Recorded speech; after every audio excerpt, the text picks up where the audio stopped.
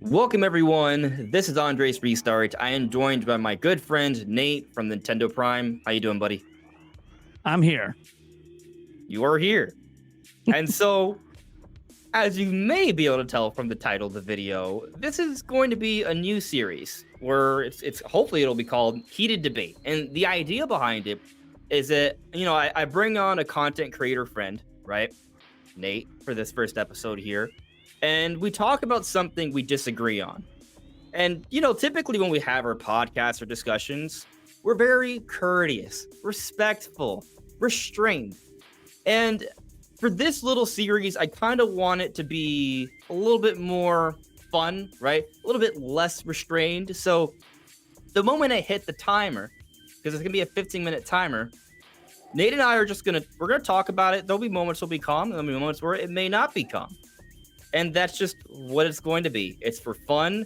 We're each picking a side. It doesn't necessarily 100% reflect our beliefs, but, we're going to be talking about this topic. And the topic this time is something along the lines of how much Nintendo cares about Metroid Prime 4. Is Metroid Prime 4 a game that Nintendo believes will be a really big deal? Will it be like a 10 plus million seller or something like that? Will it be something that they think could warrant being a big launch title or like the big game for their holiday? There's a few different scenarios, but I personally think that it is a really big deal and Nintendo thinks so. Nate, as he was nodding his head, suggesting otherwise. And so that's the kind of the basic discussion we're having today. So with that all said, Nate, you're my friend. I love you, but I'm not hitting the timer and we don't have to be nice anymore. So I am clicking it right now. All right, so yeah, Nate, tell me, does Nintendo care about Metroid Prime 4? Do they think of it as a big deal kind of game or not? Do they care? Well, yeah, they wouldn't have rebooted development if they don't care. On a basic level, Nintendo cares. They made a promise in 2017. They're going to live up to that promise. We're going to get Metroid Prime 4 on Switch. Sure. Okay, cool. That's fine. And Metroid Dread was the best-selling Metroid ever at 3 million or whatever. Cool. My thing is, you are on this like war path that this is going to be a launch game for Switch 2 and could be a launch game. Not that it will be, but could be. Hold on. It could be a launch game, but there's a few different possibilities here. But continue. Well, but that's what I'm saying. I think it's absolutely insane to think this game no has chance. Any chance at all to be a launch game. Because here's the thing. With 100 million install base, Metroid Dread could only sell 3 million. And I don't want to hear about how it's a 2D side-scrolling. Dead Cells, same thing. Very similar genre. I know it's more roguelite than it is, obviously, Metroidvania. But the point is that was able to move 10 million. And I know multiple platforms and all of that. I don't care. Nintendo literally has indie games performing better than Metroid Dread did on their own platforms. So I just think that when it comes to Nintendo and Metroid, they're very conscientious of the fact that Metroid's never appealed very well. They've had a very hard time making it appeal. And you might try to go to your Zelda argument and try to make a Breath of the Wild. Before Breath of the Wild, they couldn't sell 10 million. Yeah, but they could sell 8. This game hasn't even been able to sell 5. Like, it's been around for decades and been unable to sell 5 million. Now, sure, prior Metroid Prime games, at least one, the original, 1 and 2, I suppose. 2.8 million on GameCube. On GameCube, which is impressive for the GameCube, admittedly. More than 10% of GameCube owners had Metroid Prime. But then there were 100 million Wiis, and Prime 3 Corruption didn't exactly pop off. Now, I know it didn't have 100 million at the time it came out, but it had a lot of systems when it came out, and it didn't do as well. 5 times as many Wiis, half as many sales. Yeah. And on top of that, I just think that, especially when you're looking towards treating this as a big deal to me would be giving it a Breath of the Wild style marketing campaign, really pushing it super hard. They showed Breath of the Wild, by the way, at the Super Bowl. I want to clarify, that's how much they believe that game was going to be popping off. I don't see that sort of marketing campaign for a franchise where the cost of the Super Bowl commercial could be more than the total cost of the development of the game itself. I don't see a situation where you could ever take Samus and Metroid and put it on the level of a 3D/2D Mario, because you got to throw 2D Mario in because that obviously sells a lot. And I mean, look at this. You think about like the tent poles. It's Pokemon, Zelda right now, Mario. Maybe you could throw Animal Crossing in there. After that, it's sort of like, Definitely Animal Crossing. Yeah, well, definitely. We got to see Animal Crossing do those kind of numbers for more than one game. Oh, well, New Leaf on 3DS is a pretty big deal. 11 million. It did well. Yeah. I would say 10 plus million is big deal numbers. But like 400% more is a little insane. But that also happened to Zelda. And we got to see if Zelda can do it off of Switch still, obviously, because both the games that did 20 million plus were on Switch. Sure. I also think that there's another thing to consider, is that we're getting towards the end of a generation and the start of a new. And this is where you can get into the whole, it'll be a cross-generation game. And I agree on the surface that it could be a cross-generation game. I just don't see how they would bank the launch of a system on such an unproven property when, one, it's time for 3D Mario. We haven't had 3D Mario since 2017.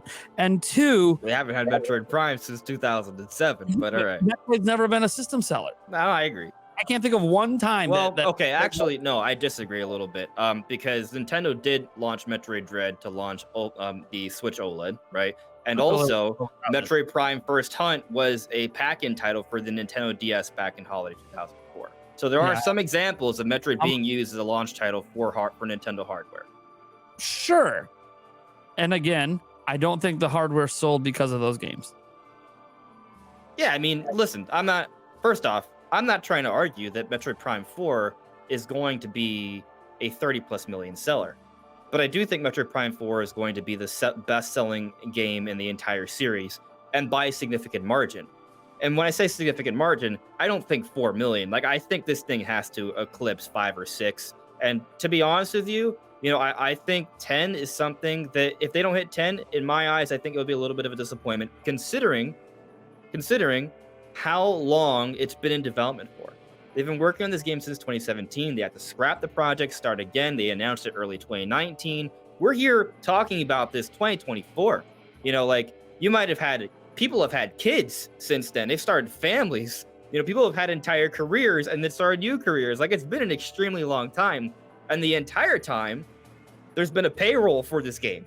They've been hiring people for this game. They've been working on this game. And that's expensive, and they still haven't shown us anything. So I'm led to believe this game has a big budget. I should also mention, there's a couple rumor things, right? I remember the Xbox Era podcast how they talked about how this game's supposed to be big and open.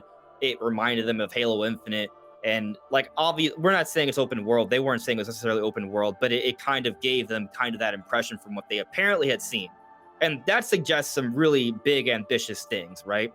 And something else I'll mention, according to Jeff Grubb from his Games Beat podcast, that he had heard that there is a plan to kick off Metroid Prime 4 marketing this May, like a big marketing campaign.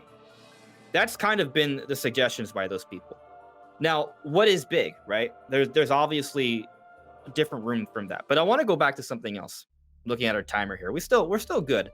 Still good. You did use up like 5 minutes at first, and I was freaking out, but now I'm talking for like 5 minutes, so whatever. But something I kind of like acknowledged in my live stream the other day. Remember the Nintendo 3DS launch?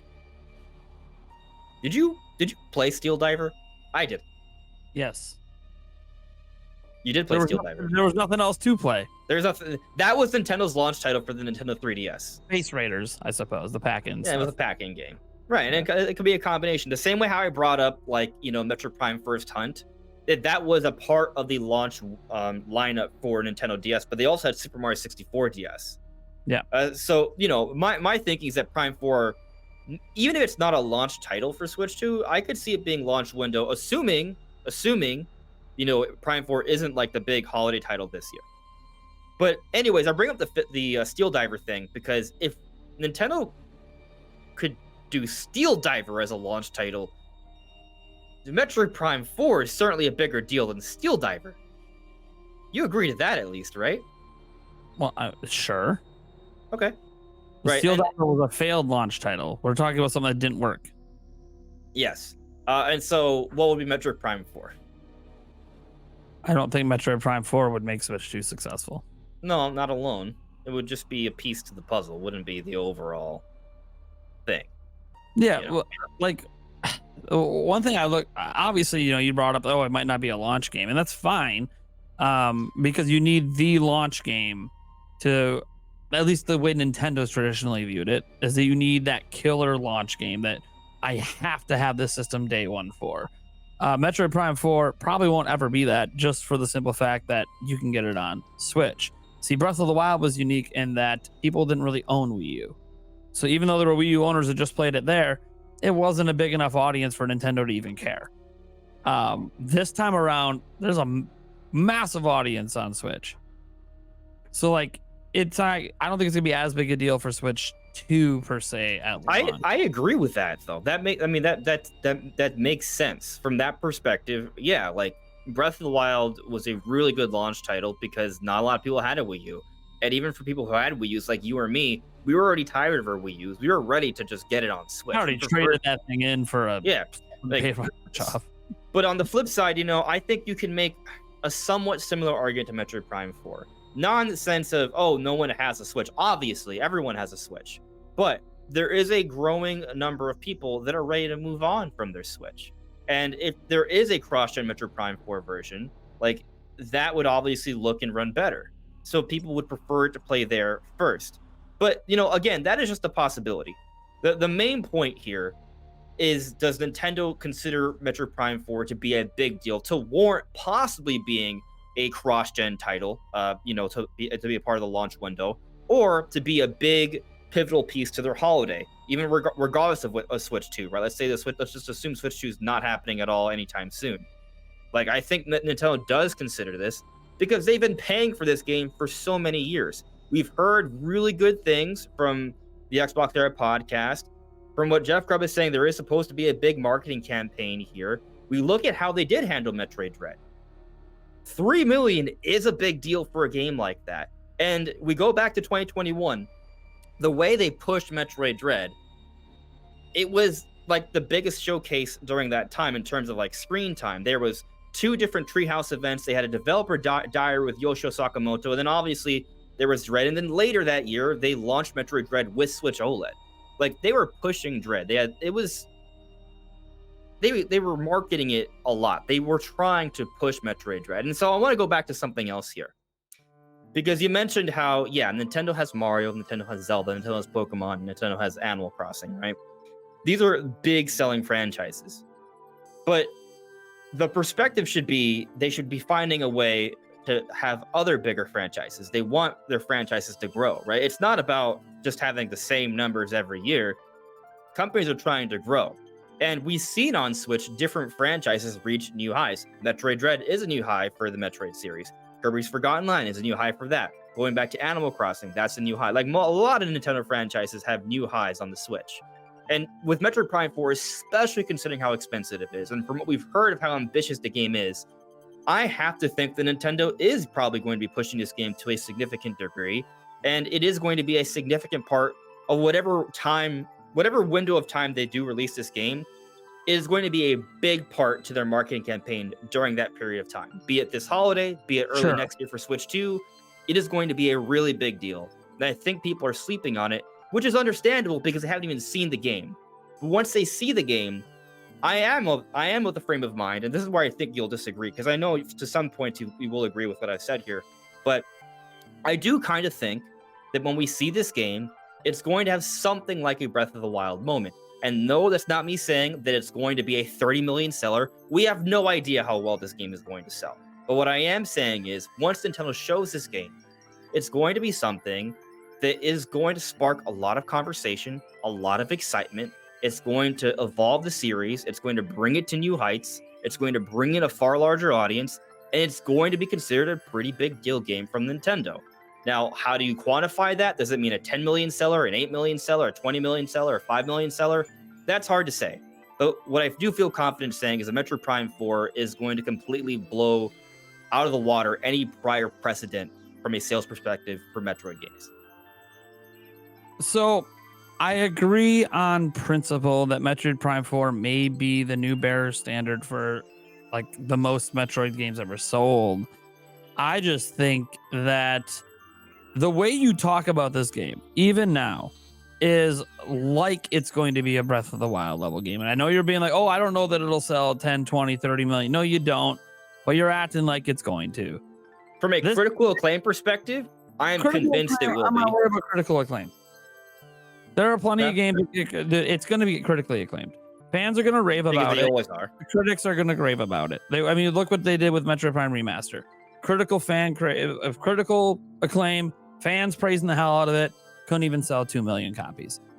And it was at $40. Now, we can argue that the marketing campaign was pretty bad for it. It was a shadow drop thing. And maybe there could have been something they did different that would have made it sold more. But that's hindsight. I don't have to say anything. Revisionist history. But here's the thing. I think that it will be the best selling, but I think its ceiling. I hate to say this. Nintendo has levels with their games, right? You have their top tier best sellers that they invest the most money in marketing and everything to, and then they have their next tier below that, which might be something like, I'm trying to think what's below, like maybe like Splatoon, because that's also up there as a 10 million plus seller. Yeah, and maybe like a Ring Fit Adventure or anything like that they would see fit between the 10 to 15 million almost every time they come out. And Ring Fit Adventure in that case would just be whatever their big new fitness game is. And that was an evergreen title that grew over time. Yeah, that was evergreen. You know, but a lot of those are evergreens. And then you have you have your sub 5 million sellers. And I think that this fits in with Kirby. I think Kirby and Metroid are the perfect combination where they care about Kirby. They advertise Kirby. Forgotten Land sold 5-6 million. I think that's the cap for Metroid Prime 4. I think that's the category it belongs in, which is still, by the way, but we have a really bad year this year in terms of video games. Metroid Prime 4 would already be the biggest game coming out on Switch, just based on what we already have coming. It's hard to disagree. I mean, listen, 5-6 million is still pretty good, and that's still a whole other level. So if that's what it is, great. Congrats, Metroid. Yeah, you become a Kirby level game. Good job, timer. That's the timer. Man, I kind of wanted to curse at you, but I'm not used to like doing that. I thought about shouting at one point. I was gonna get really loud, and then I'm like, I might have to do other content later. I better not blow my voice yet. During the discussion, I was like, man, is this series not going to work because most of my debates aren't going to be heated? But I mean, we were combative, right?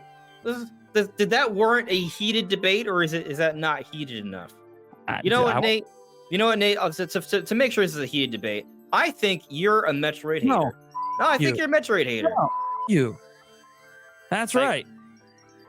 Dude, you just call me a Metroid hater. I kind of think you are a Metroid hater. Like a little bit. A little bit. I know you say you like Metroid, but it's always like, yeah, but there's always like a caveat. Who has Prime in their damn username? Yeah, but let me ask you a question. When you put Prime, did it have anything to do with Metroid? You can't prove otherwise. I have intros on my channel for years that have the Metroid Prime music playing. Used to be the intro to the podcast. So is that you not commenting on what it is, or you can't prove otherwise? And there's lots of evidence to the other way. I just want you to tell me the truth. Look, this debate. That's all I need to know. That's all I need to know. Thank you very much, everyone. That is my good friend Nate from Nintendo Prime. Make sure to check out his channel. It will be linked in the description below. Let me know if you like this series. Should we try and make it more heated, less heated? Different Nintendo topics you want to suggest in the future that I could have a heated debate with someone with? Let me know. But that's all for now. We'll see you soon. Take care.